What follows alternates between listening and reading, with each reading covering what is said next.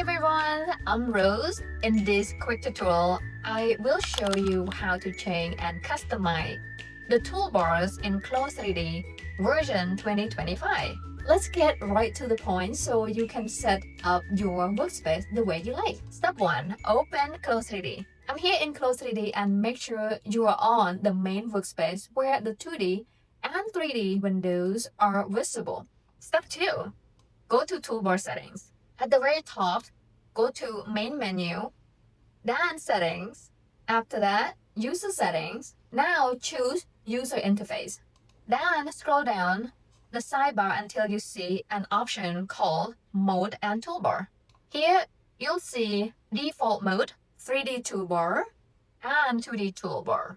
Right now, I have the 3D Toolbar on the left. That is perfect.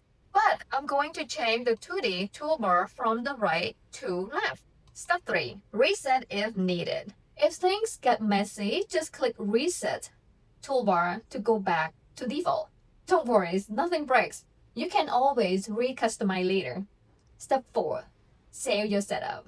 Once you're happy, click Close. Close 3D will remember your toolbar setup the next time you open it.